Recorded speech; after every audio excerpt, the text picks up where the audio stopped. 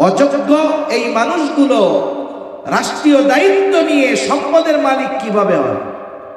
এদের জন্য রাষ্ট্রের পক্ষ থেকে নির্দিষ্ট একটা ভাতা আছে, সবার জন্য আছে, খলিফাদের জন্য ছিল, প্রধানমন্ত্রীর জন্য, রাষ্ট্রপতির জন্য, বর্তমানের উপদেষ্টাদের জন্য ফ্যাসিলিটি আছে, সাথে সাথে নির্ধারিত একটা ভাতা আছে, ঠিক কিনা বলেন? এই ভাতার বাইরে রাষ্ট্রের একটা টাকা যদি নিজের কাজে কেউ ব্যবহার করে, নিঃসন্দেহে সে খেয়ানতকারী, কোনো সন্দেহ নেই। যখন বলছে রাষ্ট্রীয় কোষাগার থেকে দিয়েছে, ইমাম আবু হানিফা কঠোরতা অবলম্বন করলেন। তিনি বললেন, শোনো, এই টাকা তুমি তোমার খলিফাকে ফেরত দিবা তো দিবাই, সাথে সাথে এই কথাও তাকে জানিয়ে দিবা রাষ্ট্রের সম্পদ হেফাজতের দায়িত্ব তার। এই দায়িত্ব পালনার্থে তাকে একটা নির্দিষ্ট সম্মানই দেওয়া হয়েছে। এই সম্মানের বাইরে একটা টাকা সে যদি নিজে রাষ্ট্রীয় কোষাগার থেকে ব্যক্তিগত কাজে ব্যবহার করে, নিঃসন্দেহে দায়িত্বের খেয়ানত হবে, মানুষের আমানতের খেয়ানত করা হবে। লোকটা চলে গেছে খলিফার কাছে, গিয়া ইমাম আবু হানিফার এই কথাগুলোকে আরো রসকস লাগায়া খলিফার কাছে বলছে। খলিফা এবার প্রচন্ড রাগান্বিত যে আমার ব্যাপারে এরকম কথা কয়। বাহিনী পাঠায় দিছে, যাও ইমাম আবু হানিফাকে আটকায় জেলখানার মধ্যে বইরা রাখে। নির্মম ইতিহাস, ইমাম আবু হানিফাকে জেলখানার মধ্যে আটক করা হলো। প্রতিদিন চাবুক দিয়ে আঘাত করা হতো, আর বলা হতো, আপনি যদি প্রধান বিচারকের দায়িত্ব গ্রহণ করেন আপনাকে ছেড়ে দেওয়া হবে। ইমাম আবু হানিফা জুলুম অত্যাচার সহ্য করলেন, তবুও দায়িত্ব নেন নাই। ঐতিহাসিকদের থেকে দুইটা মত পাওয়া যায়। একটা হলো, যখন তাকে জুলুম করে অত্যাচার করে টলানো যায় না, খাবারের সাথে বিষ মিশিয়ে ইমাম আবু হানিফাকে শহীদ করা হলো। আর এক বর্ণনায় আসছে, উনি যখন প্রচন্ড অসুস্থ হয়ে গেলেন, গৃহবন্দী করে ফেলা হলো। ওই অবস্থায় উনি দুনিয়া থেকে চলে গেলেন, বিদায় নিলেন।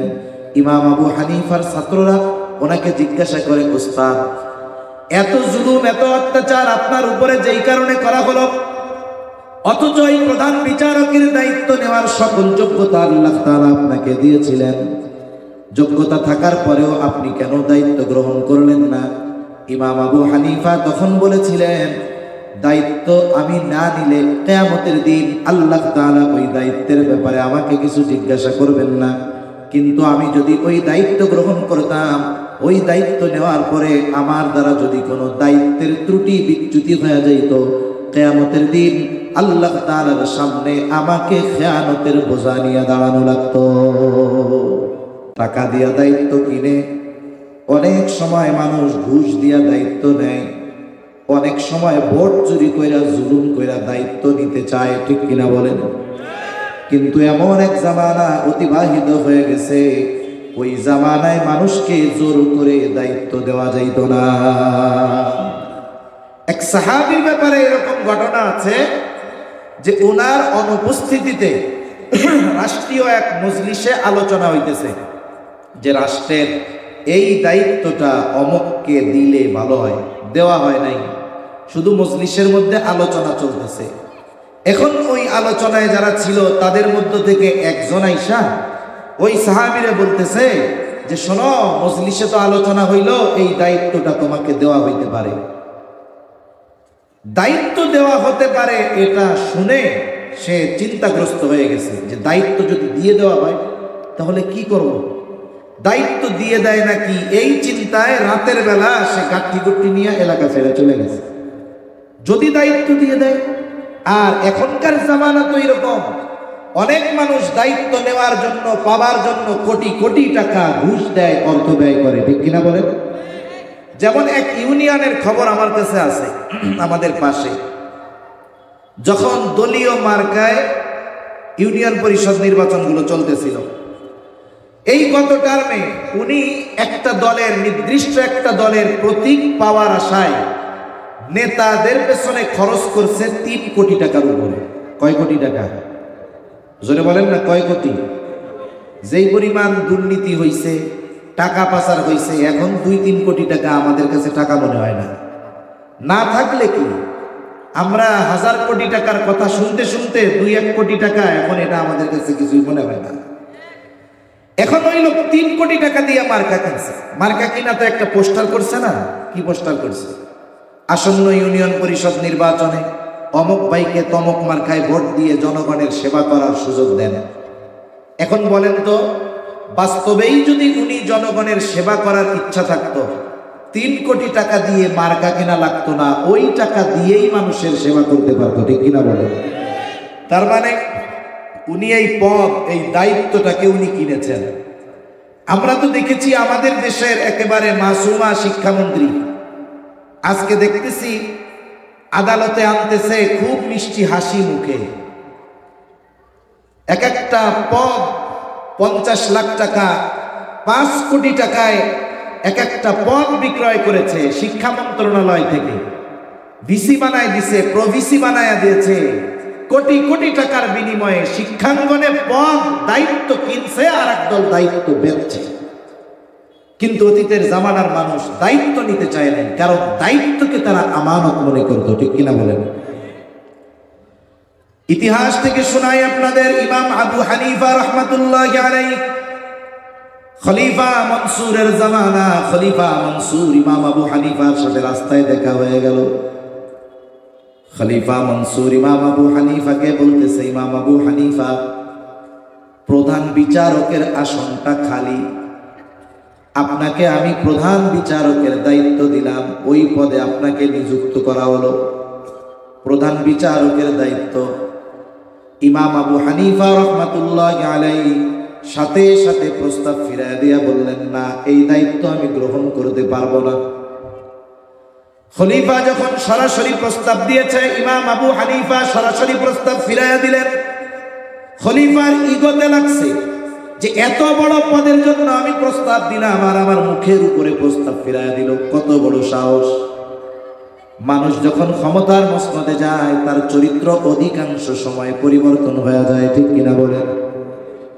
ক্ষমতায় যাওয়ার আগে খুব বুজুর্গি কথা কয়, কিন্তু ক্ষমতায় যাওয়ার পরে দেখা যায় ওর মতো জালেম এলাকায় 1-2টা খুঁজে পাওয়া যায় না।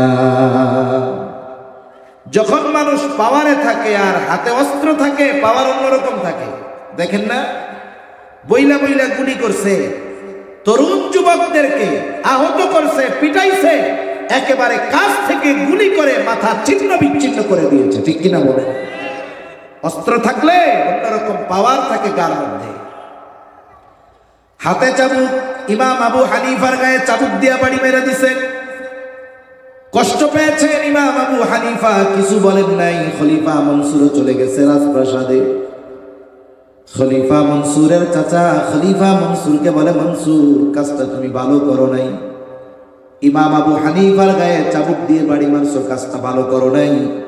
তুমি ইমাম আবু হানিফার কাছে গিয়ে মাফ চাও, ক্ষমা চাও। বাস্তবতা হলো, মানুষ রাগান্বিত অবস্থায় অনেক কিছু করে ফেলতে পারে। রাগবিহীন অবস্থায়, রাগান্বিত অবস্থায় যা করে, রাগবিহীন অবস্থায় অনেক সময় ওই জিনিসটা ভাবতেও লজ্জা পায়।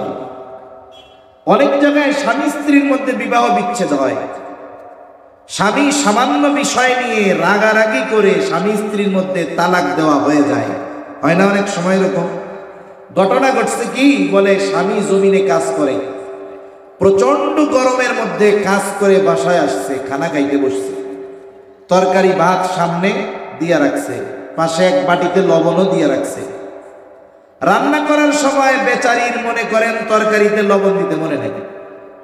যতই মশলা দেওয়া হোক না কেন, তরকারিতে যদি লবণ না দেওয়া হয়, স্বাদ থাকবে না যাবে? স্বাদ তো হবেই না।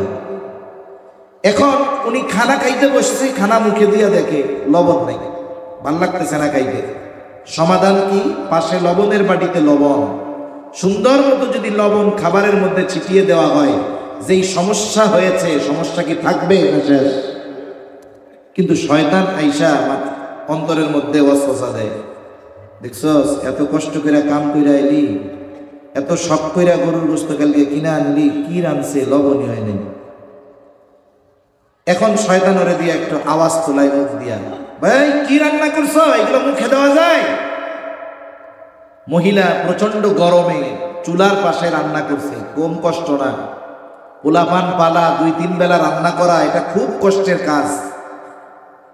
এখন মহিলাও বলতেছে পাশে লবণ আছে, নিয়ে নিলেই তো হয়ে যায়। এবার শয়তান কয়, দেখছোস তোর মুখে মুখে তর্ক করে, কত বড় বেয়াদব। এইবার দুজনের মধ্যে ঝগড়া শুরু হয়ে গেছে। ঝগড়ার এক পর্যায়ে কি হয়, স্বামী দেখা যায় স্ত্রীকে তালাক দিয়ে দেয়। যখন ওলামায়ে কেরামের কাছে গেছে, বলে যে তোমাদের সম্পর্ক তো আর নাই, স্বামী স্ত্রীর কাম শেষ। এইবার হুজুর যায়, হুজুর রাগ হইয়া দিয়ে দিছে হুজুর। তাহলে কি তরকারি মজা হইলে, খাওয়ান ভালো হইলে, খুশির ঠেলায় কেউ বউরে তালাক দেয় নাকি? রাগ হইলেই তো দেয়। এই জন্য জীবনের একটা মূলনীতি হলো, রাগান্বিত অবস্থায় কখনো কোনো সিদ্ধান্ত নিতে হয় না।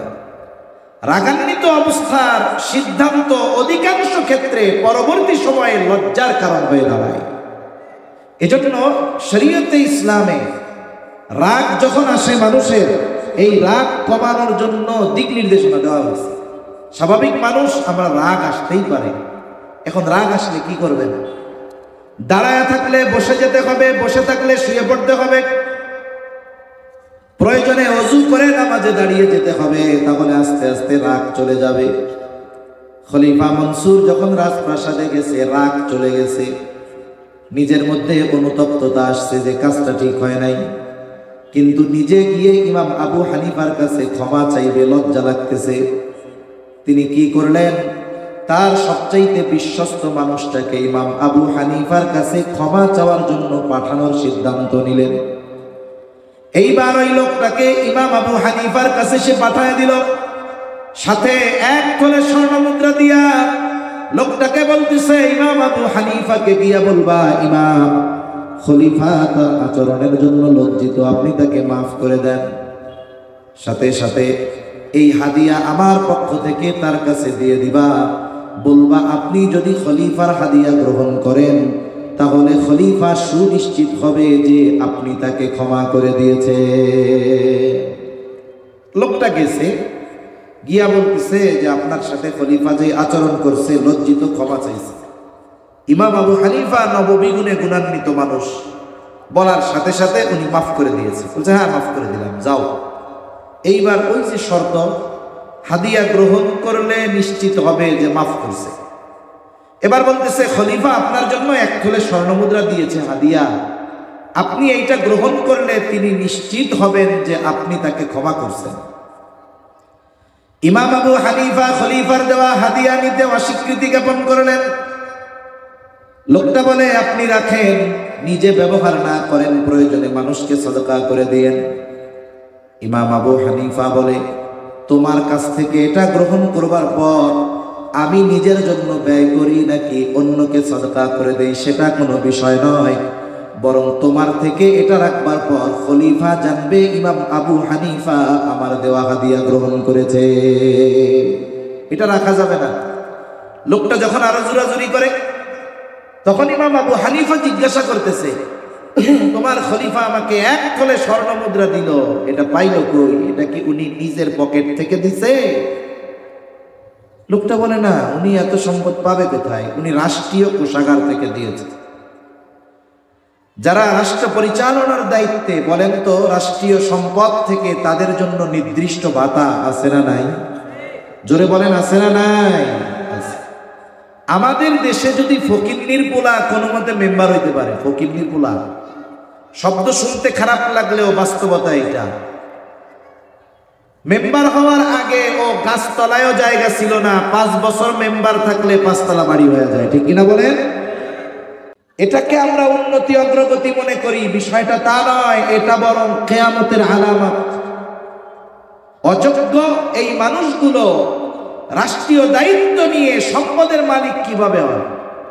এদের জন্য রাষ্ট্রের পক্ষ থেকে নির্দিষ্ট একটা ভাতা আছে, সবার জন্য আছে, খলিফাদের জন্য ছিল, প্রধানমন্ত্রীর জন্য, রাষ্ট্রপতির জন্য, বর্তমানের উপদেষ্টাদের জন্য ফ্যাসিলিটি আছে, সাথে সাথে নির্ধারিত একটা ভাতা আছে, ঠিক কিনা বলেন? এই ভাতার বাইরে রাষ্ট্রের 1টা টাকা যদি নিজের কাজে কেউ ব্যবহার করে, নিঃসন্দেহে সে খেয়ানতকারী, কোনো সন্দেহ নেই। যখন বলছে রাষ্ট্রীয় কোষাগার থেকে দিয়েছে, ইমাম আবু হানিফা কঠোরতা অবলম্বন করলেন। তিনি বললেন, শোনো, এই টাকা তুমি তোমার খলিফাকে ফেরত দিবা তো দিবাই, সাথে সাথে এই কথাও তাকে জানিয়ে দিবা রাষ্ট্রের সম্পদ হেফাজতের দায়িত্ব তার। এই দায়িত্ব পালনার্থে তাকে একটা নির্দিষ্ট সম্মানই দেওয়া হয়েছে। এই সম্মানের বাইরে একটা টাকা সে যদি নিজে রাষ্ট্রীয় কোষাগার থেকে ব্যক্তিগত কাজে ব্যবহার করে, নিঃসন্দেহে দায়িত্বের খেয়ানত হবে, মানুষের আমানতের খেয়ানত করা হবে।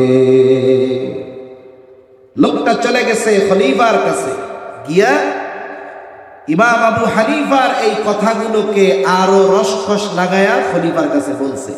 খলিফা এবার প্রচন্ড রাগান্বিত যে আমার ব্যাপারে এরকম কথা কয়। বাহিনী পাঠায় দিছে, যাও ইমাম আবু হানিফাকে আটকায় জেলখানার মধ্যে বইরা রাখে। নির্মম ইতিহাস, ইমাম আবু হানিফাকে জেলখানার মধ্যে আটক করা হলো। প্রতিদিন চাবুক দিয়ে আঘাত করা হতো আর বলা হতো, আপনি যদি প্রধান বিচারকের দায়িত্ব গ্রহণ করেন আপনাকে ছেড়ে দেওয়া হবে। ইমাম আবু হানিফা জুলুম অত্যাচার সহ্য করলেন, তবুও দায়িত্ব নেন নাই। ঐতিহাসিকদের থেকে দুইটা মত পাওয়া যায়।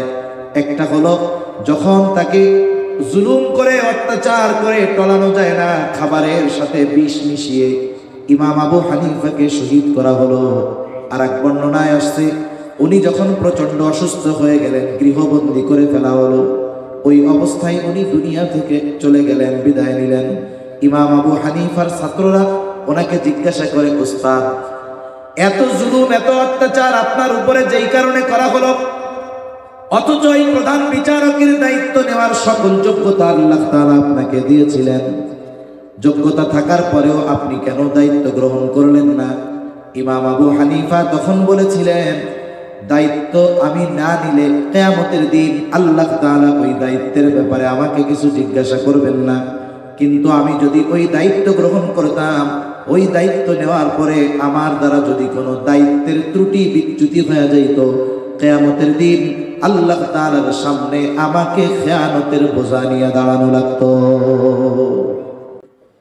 আবু দাউদের হাদিস, নবীজি সাল্লাল্লাহু আলাইহি ওয়াসাল্লাম বলেন, তোমাদের কাউকে যখন কোনো সরকারি দায়িত্ব দেওয়া হয়, কেউ যদি ওই দায়িত্বের সুদ পরিমাণ খেয়ানত করে, সুদ পরিমাণ, নবীজি বলেন কিয়ামতের দিন ওই লোকটা খেয়ানতের বোঝা নিয়ে আল্লাহর সামনে উপস্থিত হয়ে যাবে। এই হাদিস ইমাম আবু হানিফার জানা আছে বিদায় ইমাম আবু হানিফা এই দায়িত্বের মহা আমানত নিজের কাঁধে বহন করতে রাজি ছিলেন না। এই জন্য আমাদের করণীয় কি? জীবনের প্রত্যেকটা ক্ষেত্রেই আমাদের উপরে কোনো না কোনো দায়িত্ব আছে। যেই দায়িত্বটাই আমার উপরে থাকুক না কেন, ওই দায়িত্ব যদি আমি যথাযথভাবে পালন না করি, তাহলে কিয়ামতের দিন প্রত্যেকটা দায়িত্বশীলকে আল্লাহ তাআলার সামনে তার দায়িত্বের ব্যাপারে জবাবদিহিতা করা লাগবে। নবীজি বলেন, কুল্লুকুম রাঈনা ওয়া কুল্লুকুম মাসউলুনা আন রাঈয়াতিহি।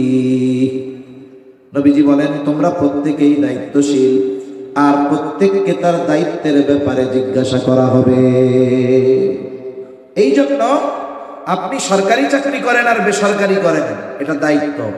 যেখানেই আপনি যেই দায়িত্ব নিয়েছেন, এটা আমানত। এখন কেউ যদি দায়িত্ব যথাযথভাবে পালন না করে, উল্টা পাল্টা করে, সরকারি চাকরি পেয়ে ঘুষ গ্রহণ করে, অন্যের উপরে জুলুম করে, মানুষের যেই খেদমত করার কথা ছিল যদি না করে, নিঃসন্দেহে এইগুলা সব খেয়ানতকারী। ঠিক কিনা বলেন? তাহলে দায়িত্বটাও আমানত, সময়টাও আমানত। আপনি অফিসে চাকরি করেন, 8 ঘন্টা আপনার ডিউটি, 1 ঘন্টা নামাজ এবং খাওয়া দাওয়ার বিরতি, বাকি 7 ঘন্টা সময় আমানত। অফিসিয়াল এই সময়গুলো নিজের কাজে ব্যবহার করার কোনো সুযোগ নাই। এই সময়টা আমানত। আমাদের জানমাল আল্লাহ তাআলার পক্ষ থেকে আমাদের কাছে আমানত। আল্লাহ তাআলা বলেন, ইন্নাল্লাহা আশতারা মিনাল মুমিনিনা আনফুসাহুম ওয়া আমওয়ালাহুম বিআন্না লাহুমুল জান্নাহ। আল্লাহ রাব্বুল আলামিন বলেন, নিশ্চয় আমি মুমিনের জান এবং মাল জান্নাতের বিনিময়ে কিনে নিয়েছি। তার মানে আমাদের মাল, আমাদের জান, এটার মূল মালিক আমরা নয়। জবান খুলে বলেন তো মূল মালিক কে? আরো জোরে বলেন না কে? কিন্তু আল্লাহ তাআলা এটা আমাদের কাছে রাখছেন আমানত। মাসালা হইল আমানতের জিনিস ব্যবহার করার অনুমতি নাই। কেউ যদি আমার আপনার কাছে কোনো সম্পদ দিয়ে একটা টাকা দিছে, 500 টাকার নোট, এটা দিয়ে বলছে যে হুজুর এটা আপনার কাছে আমানত। টাকাটা মনে করেন ছেঁড়া আছে, ছেঁড়া টাকা, পুরাতন টাকা। আপনি চিন্তা করলেন যে এই টাকাটা আমি বাজারে এখন যেভাবে হোক 500 টাকার বাজার করে নিয়ে যাই, পরবর্তীতে সে যখন আমার কাছে টাকাটা চাইবে আমি বাসার থেকে নতুন একটা 500 টাকার নোট তাকে দিয়ে দিব, হবে না। মূলত আমানতদারিতার ক্ষেত্রে হুবহু যেই বস্তুটা, যেই নোটটা, যেই টাকাটা, যেই পয়সাটা আমার আপনার কাছে আমানত হিসাবে দেওয়া হয়েছে, ওটাকেই সংরক্ষণ করতে হবে। এজন্য আমানতের বস্তু দ্বারা উপকার লাভ করা, ব্যবহার করার অনুমতি নাই। এখন জানমাল আমার আপনার কাছে আমানত, আমানতের জিনিস তো ব্যবহার করার অনুমতি নাই, কিন্তু জানমাল আমরা ব্যবহার করি কি করি না? জোরে বলেন, কথা কি বুঝতেছেন? আপনাদের সমস্যা হইতেছে কথায়? মনে হয় কথা বুঝতেছেন না, নাকি এমনি গান টান কইলে ভাল লাগতো? গান টান হইলে তাফসির ভাল লাগতো, তাই না?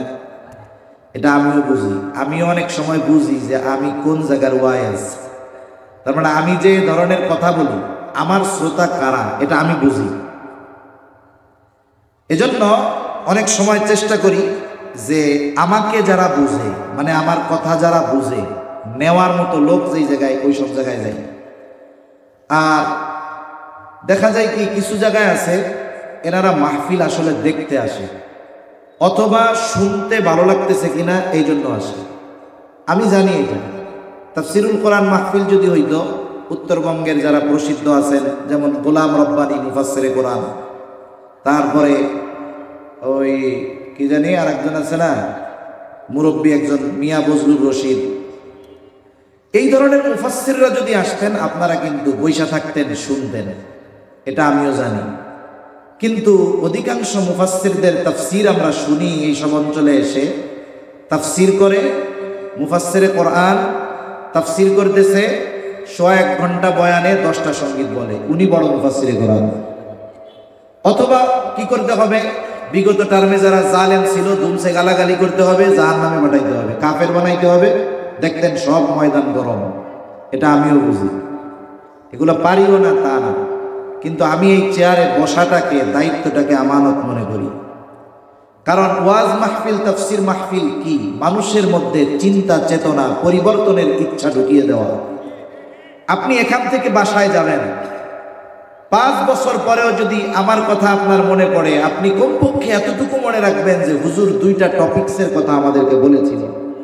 কিন্তু এখনকার মাহফিলগুলো ফেস্টিভ্যালের মতো, ফেস্টিভ্যাল মানে একটা অনুষ্ঠান। যেমন কিছুদিন আগে দেখলাম বাংলাদেশের একজন প্রসিদ্ধ আলেম সমাজসেবক শেখ আহমদুল্লাহ ভাই, শেখ আহমদুল্লাহ ভাই খুলনা ইউনিভার্সিটিতে যাবেন সিরাত কনফারেন্সে। সিরাত কনফারেন্সে তো আর মামা বাড়ির গল্প হবে না, নবীজির জীবনী নিয়ে আলোচনা হবে। খুলনা ইউনিভার্সিটির যতগুলো পেজ আছে, স্টুডেন্ট আছে, যতগুলো ছাত্র সংসদ আছে, সব জায়গায় তোলপাড় যে সিরাত কনফারেন্স হবে, শেখ আহমদুল্লাহ আসবেন, আমরা আমাদের অনুষ্ঠানটাকে এইভাবে এইভাবে সাজাবো, এটা করব, অনেক ডিরেকশন, দিক নির্দেশনা। ঠিক এর কয়েকদিন পরে খুলনা ইউনিভার্সিটিতে আবার কনসার্টের আয়োজন হয়েছে। আয়োজক কারা?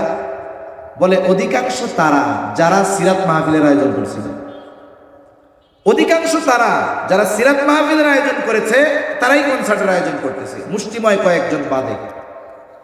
এখন এই আয়োজন করতে গিয়ে কি হয়েছে, আয়োজনে গান একটু লম্বা সময় নিয়ে তারা শুনবে, কারা? বলে যারা সিরাত আয়োজন করছিল তারা। এই জন্য এশার নামাজকেও পর্যন্ত বাধ্যতামূলক পিছিয়ে দেওয়া হয়েছে। আমাদের দেশের ওয়াজ মাহফিলগুলো একটা এন্টারটেনমেন্টের মতো, আমরা আসি কিছু মজা নেওয়ার জন্য। আগে যাত্রা শুনতাম, কাওয়ালি শুনতাম, আবুল সরকার আর শেফালির গান শুনতাম, পালা গান। এখন যেই ওয়াইজ আইসা একসাথে পালা গান শোনাবে, যাত্রা শোনাবে। আগে হারুন কিসিঞ্জারের কৌতুক শুনতাম, আমরা এখন মাহফিলে আসি কৌতুক শোনার জন্য। কথা বুঝেন নাই? কিন্তু এগুলো সব আমরা পারি, সব জানি, কিন্তু বাস্তবতা হলো সব কিছু পারলেই করতে হয় না, সব কিছু জানলেই বলতে হয় না। মনে করেন আমি কি গালাগালি কম পারি না? আইনা দেন কাগজ কলম, লেখা দেই কতগুলা, কিন্তু আমি কি এটা বললে ভালো দেখা যাবে? এজন্য আপনাদের কাছে অনুরোধ থাকবে, ওয়াজ মাহফিলের আজমত সম্মান রক্ষা করেন। প্রয়োজনে মাহফিল ছোট হোক, মানুষ অল্প হোক, কিন্তু আমলের নিয়তে শুনতে হবে। আমরা যারা বলি আমাদেরও টার্গেট থাকবে যে আমি একটা বিষয় মানুষের সামনে মোটামুটি ভালোভাবে উপস্থাপন করে যাব, কিন্তু শ্রোতাদের চাহিদা ওই রকম না। শ্রোতাদের অবস্থা কি? আমরা ঝাল মিষ্টি টক সব একসাথে চাই। আচ্ছা বলেন তো মুরব্বীরা, খাবারের সময় যদি জালও খান দুমছে, মিষ্টিও খান দুমছে, টকও খান দুমছে, পাইয়া ছাড়েন নাই একটা, রাত্রে ঘুম থেকে উঠে দেখবেন পেট অ্যাটম বোম হয়ে রয়েছে, গ্যাসে বইরা যাবে, ঠিক কিনা বলেন? এজন্য ওয়াজ মাহফিলটাকে ওয়াজ মাহফিলের জায়গায় রাখতে হবে। যদি স্পেসিফিক ভাবে আপনাদের মনে চায় যে কৌতুক শুনবো, তাহলে কৌতুকের হুজুরের দাওয়াত দিয়া ওই জায়গায় ওয়াজ মাহফিল না কৌতুক মাহফিল লিখে দিবেন। সঙ্গীত যদি শুনতে মন চায় তাহলে লিখে দিবেন সঙ্গীত মাহফিল। তাহলে আর কোরআন কারীম আর সুন্নাহর আলোকে কথা বলা লাগবে না। ওয়াজ মাহফিলগুলো মানুষের সামনে সমালোচিত হবে না, কারণ নাস্তিক ইসলাম বিদ্বেষী যারা, তারা আমাদের এই ওয়াজের কখনো বিরোধিতা করে না। নাস্তিক মুরতাদরা মানুষের সামনে ওয়াজকে প্রেজেন্ট করে কি হিসাবে? ওয়াজের মধ্যে যারা গান গাচ্ছে, নারী বিদ্বেষী কথা বলতেছে, উল্টাপাল্টা ভ্যাংসায় কথা বলতেছে, ওই বিষয়গুলো হাইলাইট হয় বেশি, ওইগুলো ভাইরাল হয় বেশি, ফালতু কথা ভাইরাল হয় বেশি, চা ঢেলে দেই ভাইরাল হয়ে যায়, মুরব্বি কইলে ভাইরাল হয়ে যায়। বলেন তো এগুলো কি ওয়াজ মাহফিলের বিষয় হইল? এজন্য দুঃখের বিষয়, আফসোসের বিষয়। এই কারণে অনেক সময় অনেক আলোচক যারা, এরা চিন্তা করে আমাকে যারা বুঝে আমি এমন জায়গায় যাই, আমার কথা যারা শুনবে, যারা আমার কথাটা গ্রহণ করবে তাদের কাছে যাই, নাইলে আমারও সময় নষ্ট, যারা আসলো তাদেরও সময় নষ্ট।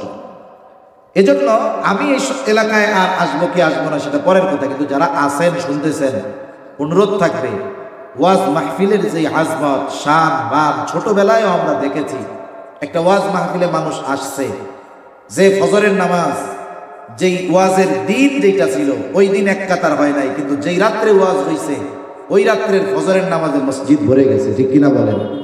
আর এখন ওয়াজে অ্যাকশন নাই, রিয়াকশন।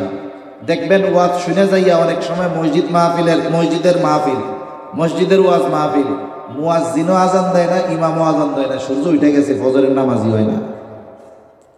এইগুলো ওয়াজ মাহফিলের অ্যাকশন রিয়াকশন। সেজন্য উচিত আমাদের ওই ধরনের আলোচনা শোনার জন্য নিজেদেরকে তৈরি করা, যেগুলোর দ্বারা আমাদের জীবন পরিবর্তন হবে। শুধু 1 ঘন্টা 2 ঘন্টা বসে একটু মজা নিলাম, একটা ফিল ভাল লাগলো, একটু ফিলিংস আসলো, চলে গেলাম, বাবারে বাবা সেই ওয়াজ আল্লাহর কসম কোনো লাভ নেই। রাগ হইলেন নাকি? এতটুক আউট কথাও আমি ওয়াজ মাহফিলের মধ্যে বলি না, এটা আমার অভ্যাস না। কোনো ব্যক্তি, কোনো সম্প্রদায়, কাউকে উদ্দেশ্য করে নাম ধরে আমি বলা পছন্দ করি না, বলি না। কিন্তু কেউ যদি কথা খেয়াল দিয়ে শুনে, তাহলে জালেমের জুলুম, তাদের অবস্থা, হালাত, এগুলো কোরআন সুন্নাহর আলোকে আলোচনায় চলে আসবে। যাই হোক, লম্বা কথা হয়ে যাচ্ছে, ওইদিকে আর যাব না। তাহলে আল্লাহ তাআলা এই জানমাল আমাদের কাছে আমানত দিয়েছেন। কি দিয়েছেন জোরে বলেন? আমানতের জিনিস ব্যবহার করার কোনো সুযোগ নাই, যেটা দিবে ওটাকেই সংরক্ষণ করতে হবে। তাহলে জানমাল যদি আমার আপনার কাছে আমানত হয়, ব্যবহারের অনুমতি ছিল না, কিন্তু আল্লাহ তাআলা মেহেরবান, জানমাল আমানত হওয়ার পরেও ব্যবহারের অনুমতি দিয়েছেন, এটা আল্লাহর পক্ষ থেকে নেয়ামত।